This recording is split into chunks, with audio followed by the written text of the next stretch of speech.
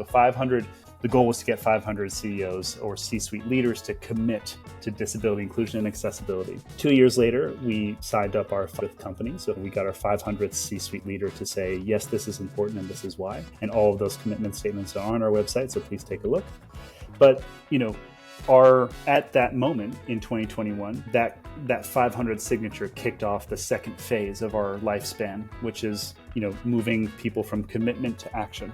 And one of the ways we needed to do that was to keep the conversation on disability inclusion and accessibility at the C-suite. It's not enough to just sign a commitment. You also need to consistently evolve and grow and have this growth mindset as a leader that you need to consistently learn from lived experience about disability to be able to make the right decisions. And that's what kind of gave rise to the need to have people within the company with lived experience of disability teaching, C-suite mentors.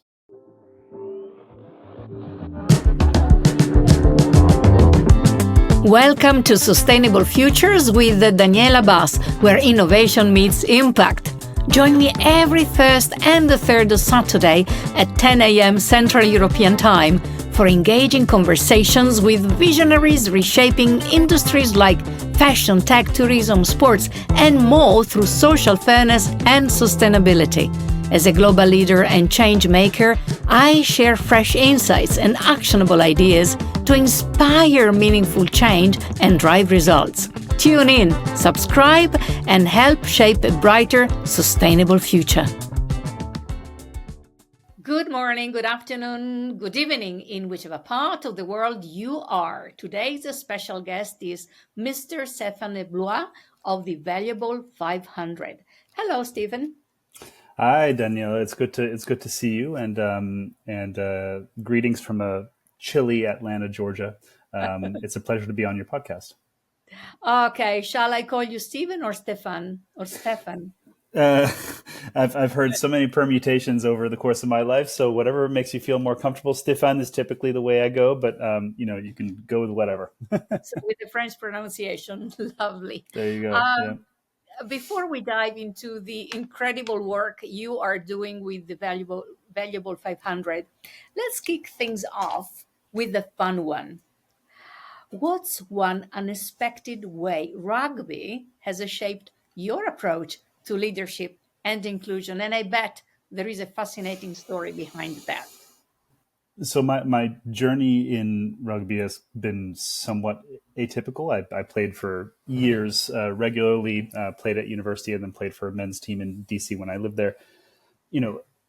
For me, it taught me several things. That there's, as a leader, there will be moments where you need to lead from the front and take the ball and be accountable. And then there will be moments where you find the best person to give the ball to advance the objective.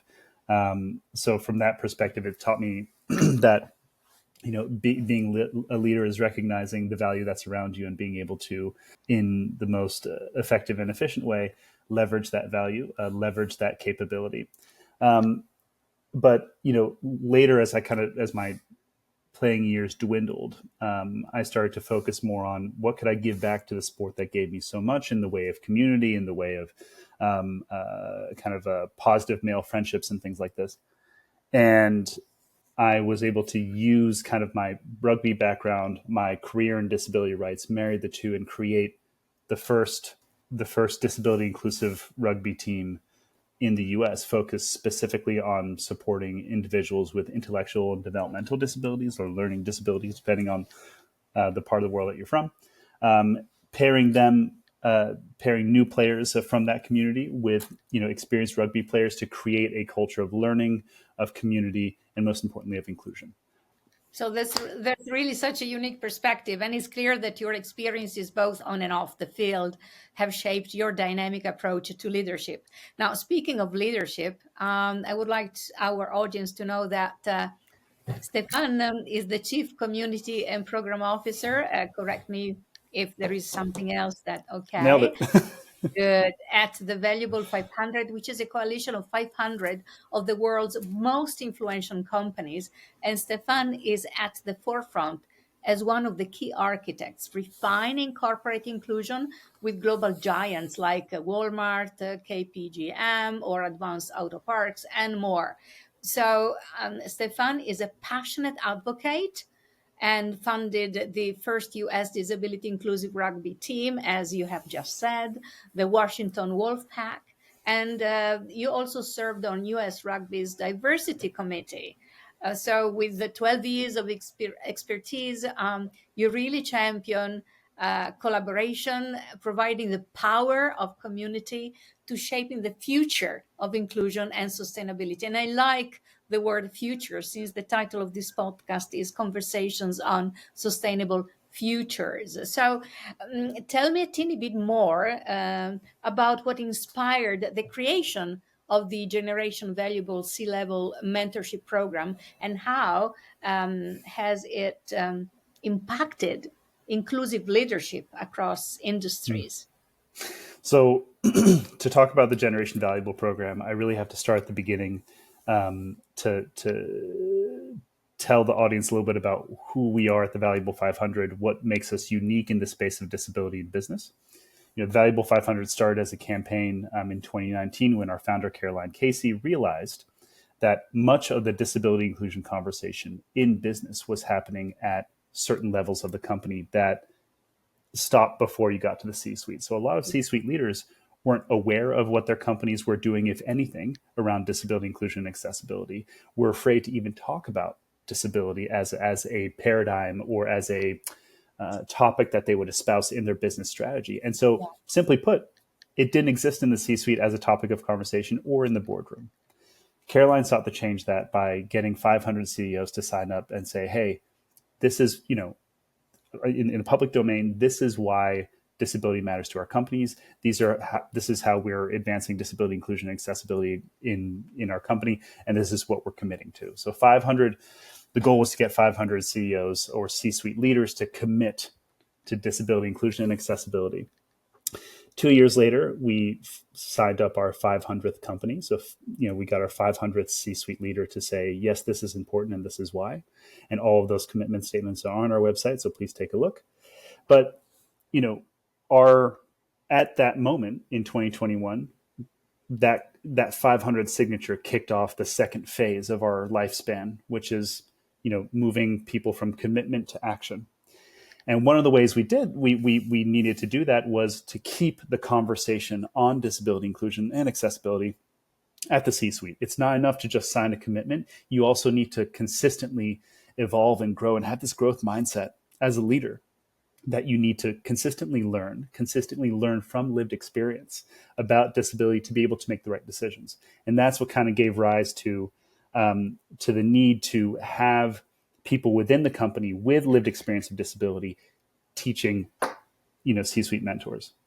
On the other side, we also know that there are so many people with disabilities who are working at our companies who experience what we call, and Daniela, I'm sure you have spoken about this on your podcast and beyond, this glass ceiling that so many people with disabilities hit, where, as an aspiring leader, whether you're the leader of a department or whether you're a leader of an ERG, there's a certain level you get to, and then, many people with disabilities simply can't progress any further. This mentorship program is designed to get those people that leadership acumen to create those vertical mobility channels to get more leaders into the C-suite. Mm-hmm. So in addition to people learning from lived experience who are in the current C-suite, creating pathways so that the future generations of C-suites, the future generations of leaders, is more inclusive and more representative of disability. So what are the most scalable practices you have seen for achieving equity in workplace culture? I think it begins that word equity is so key here, because in order to achieve equity, you need to be able to provide people with the things they need to be successful. Not the same opportunity, the things they need to be successful. Exactly. Okay. And so when you frame disability inclusion, or when you frame like workplace inclusion and corporate culture within the context of equity, you're really talking about what do people like, what are the different things that individuals need to be as productive as they can be in the workplace, to be as happy as they can be in the workplace, to feel like they belong. And so the conversation expands beyond accessibility and talks about just general culture. And Yes. what I find is it begins with reasonable adjustments. It begins with creating workplaces, either virtually or in person, that emphasize inclusion, emphasize accessibility, from meetings to the way people write emails, to the different, even to spaces. Whether we're talking about actual, like, accessibility compliance issues about getting into buildings, or building accessibility, down to how spaces are designed. It's super, super important that you listen to your people, understand what they need to be successful, and act on it as a company. And you'll find that in being proactive in that ask, proactive in the way that you address these issues, it's going to be far less expensive and far less time consuming in the long run to address these issues than it would be if you are reactive, and if you wait for people to talk to you, and if you wait for people to resign or to leave the company because they don't feel included. Yeah. So we always preach the proactive approach, and it begins again with just listening to your people. That is where scale and sustainability is born. Stephen, how do you convince skeptics that inclusive policies are not just ethical but profitable? I mean, fortunately, we have within our corporate partnership companies like Microsoft, Apple, EY, Deloitte, who in many respects are lighting the way, are leading by example. That's why they, the four companies I just mentioned are part of our iconic company group, right? Yeah. These are companies who are lighting the way. And so if somebody asks me, what does good look like? I point to what Jenny LeFleury might be doing at Microsoft, or I might point to what Andy Garrett is doing at GSK, and Tracy Lee Mitchelson there as well. There are really, really good examples of how companies have embedded accessibility and disability inclusion across their company. And lo and behold, they're also industry leaders. So it's not necessarily correlation, it's not necessarily causation, but you can point to the fact that disability inclusion and accessibility, focusing on those things, does not detract from your ability to do good business. So that is the very baseline argument. But then, we did some research back in 2023 where we went out to 1,000 disabled consumers in 13 different markets in the global North and South inclusive, East-West inclusive. We want to be as globally inclusive of different disability groups in different parts of the world as possible. And what we found is disabled consumers still feel, despite all the advances in accessibility, all the advances in disability representation and marketing, still feel like they're being underserved. So when you look at the current disability market segment and the way that companies are effectively reaching that segment, they're just scratching the surface. Rich Donovan at the Return on Disability Group and his colleagues have produced really interesting insights on the scale of the disability consumer market. But I believe that based on some of the research that they did, and I think they would agree, that those statistics are just scratching the surface on what is the actual purchasing power of the disabled market. So in actual fact, when we talk to companies and say, this is a go-to-market strategy, being accessible and inclusive, we mention that the disabled market is 1.4 billion people in the world, many of whom feel underserved and don't yet spend money with these businesses. So it is worth going after that market, because simply put, nobody's doing that in a very scalable or meaningful way, to the exception of a few. But on the whole, companies still have a long way to go. And of course, we're talking here about products and services. I mean, Exactly. whatever the needs and of the population and the market are. So, if inclusion were a rugby match, you're a rugby man. What would the playbook look like for companies aiming to score big on social equity? So rugby, like many other sports, is about momentum, the thing that really drew me to rugby in the first place way back when, was this idea of selflessness. I grew up playing baseball, which is all about individual achievement, right? Yeah. It's all about a single batter stands at the plate and a single pitcher throws the ball, right?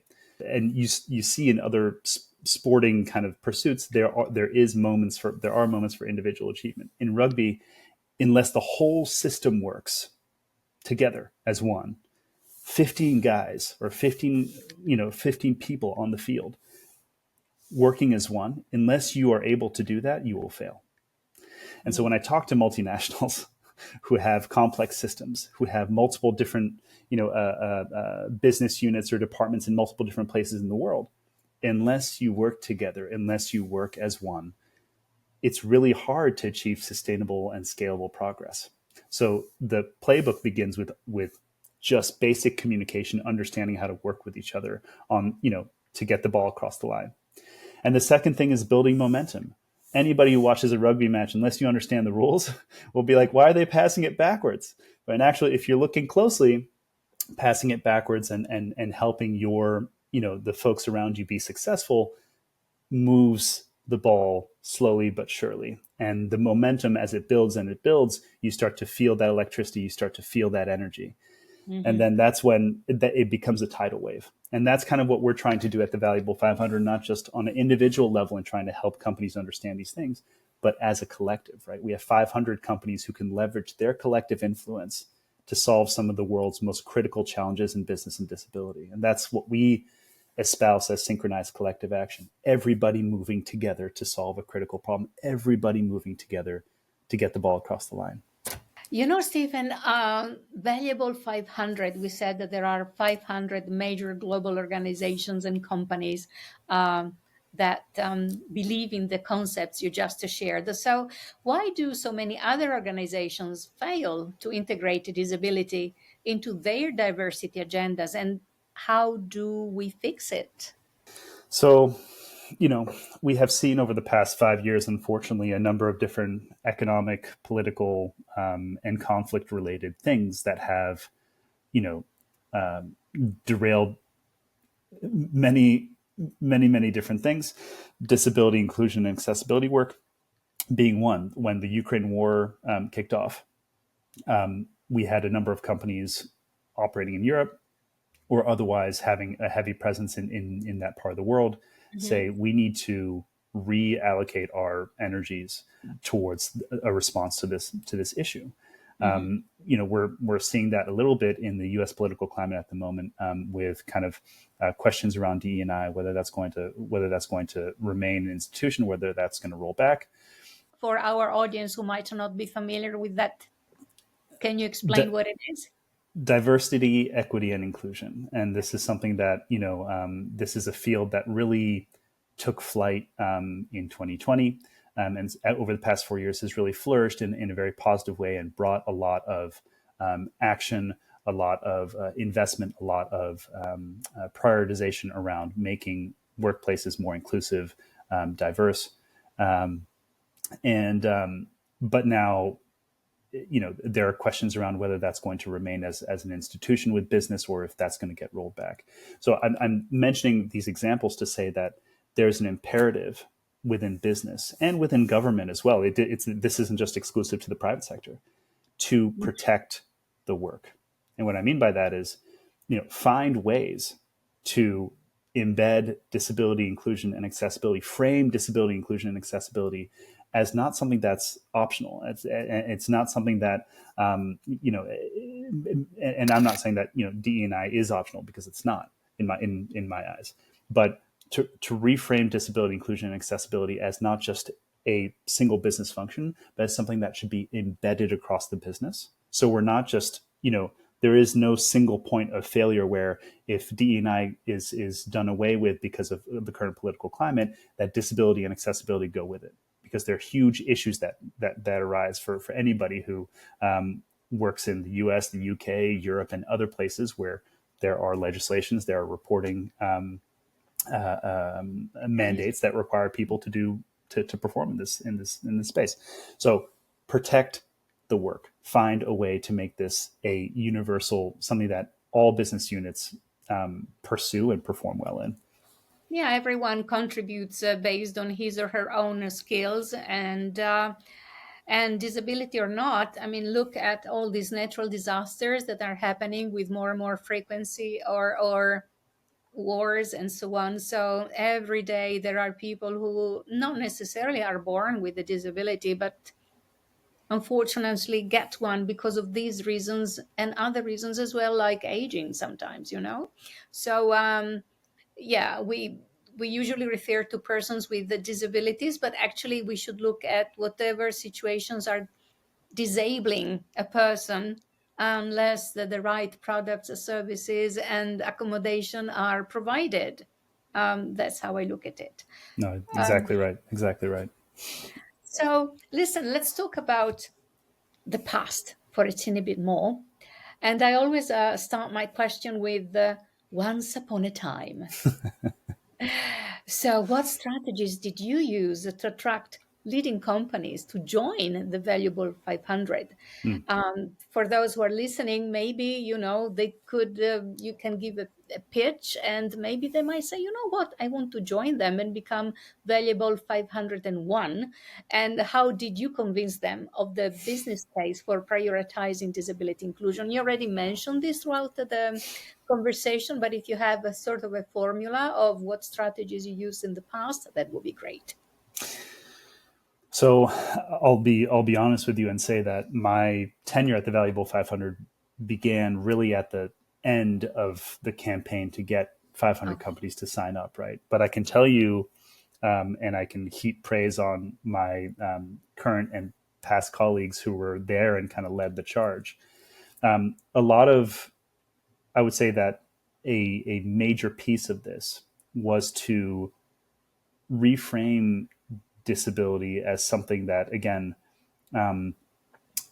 is a subject that needs to be talked about in the C-suite as a business priority and as something that people need to pay attention to. There's obviously the business case, but Mm-hmm. beyond that, it's just making sure that people are aware that there is an entire population, there's an entire talent pool, there's an entire market that can be reached that is simply not being reached yet. And as a business leader, once you internalize that and understand that, I see, if we make a certain number of changes, or if we kind of reframe this conversation to be more about how can, as a business, do we respond to, or better cater to, or better support this community, we reap benefits, You know, both from as an employer and as a service provider.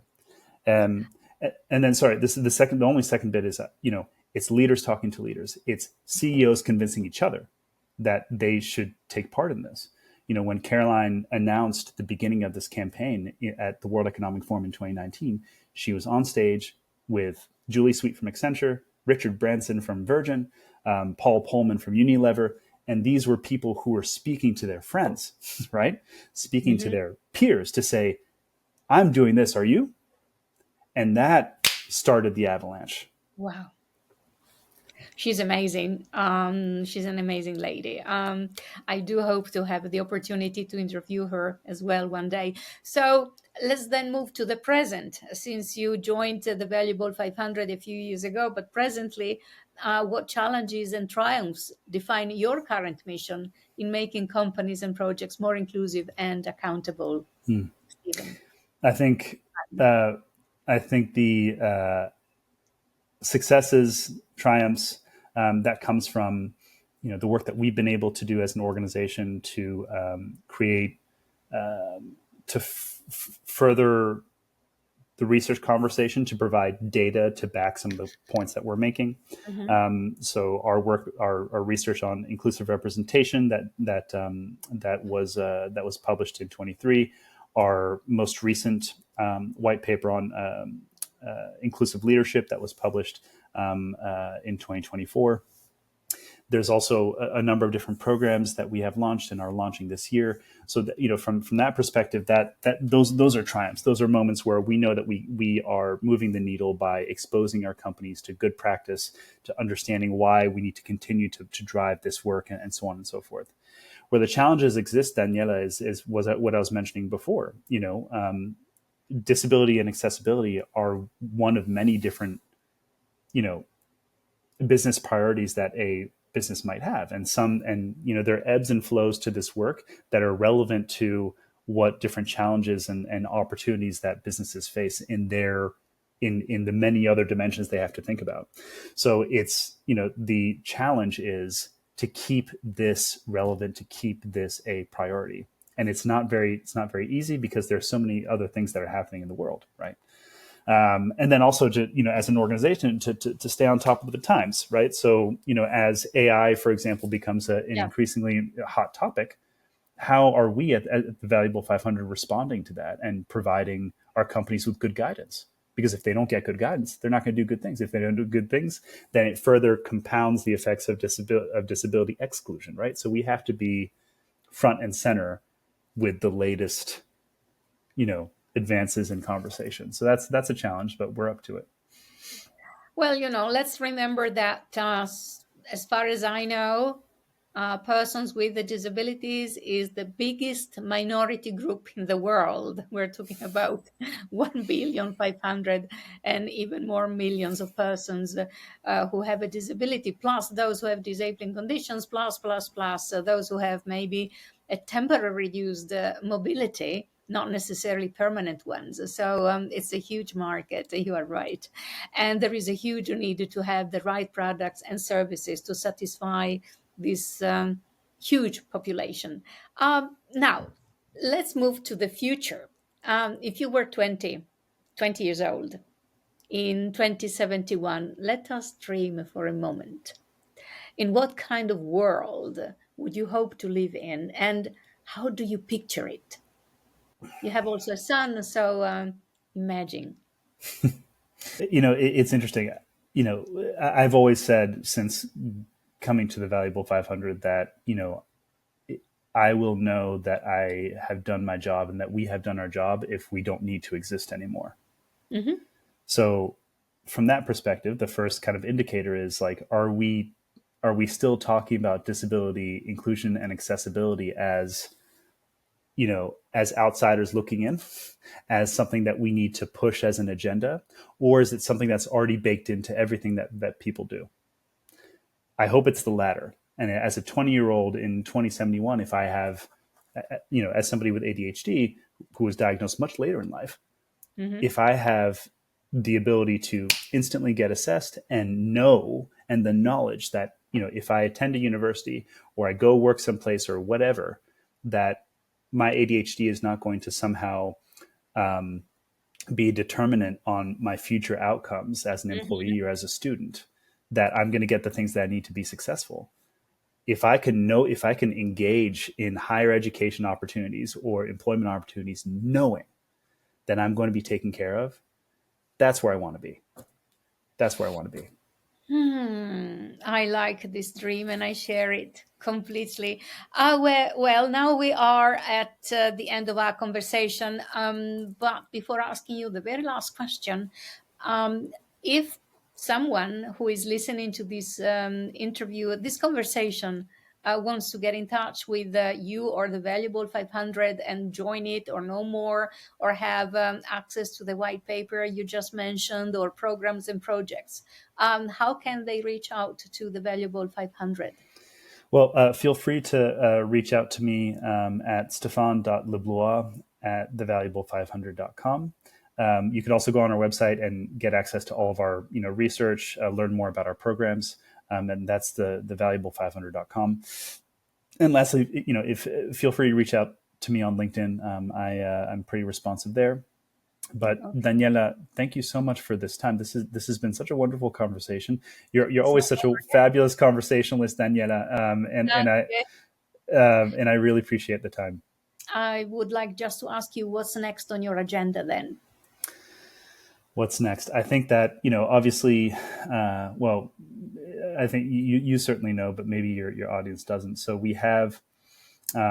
This year, at the end of the year, for the International Day of Persons with Disabilities, we are hosting our big accountability summit that we call Sync 25, where we are inviting all of our 500 CEOs to Tokyo, Japan, to engage in a 2-day conference on basically what have the past 4 years done to move the needle in disability inclusion, understanding how companies are performing in these spaces. And then the second day being, okay, we know what we've been able to accomplish since, this beginning of our campaign.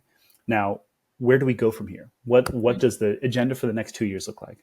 And that's really kind of what Sync 25 is about. So we are all firing on all cylinders.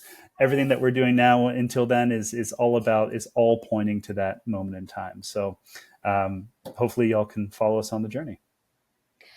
Who knows? So until we can say sayonara, I will say it in Italian. Ciao, ciao, and thank you so much. Ciao, ciao. Thank you, Daniela. Ciao.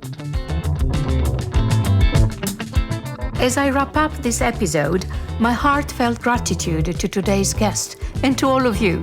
Join me for the next episode as we delve deeper with special guests, uncovering thought-provoking insights and actionable steps, paving the way for a brighter, inclusive, sustainable tomorrow. Thanks also to Damian Morton, music, and Maria Cortez Gagliano, social media. Don't miss out next episode on shaping the future we aspire to. Ciao, ciao!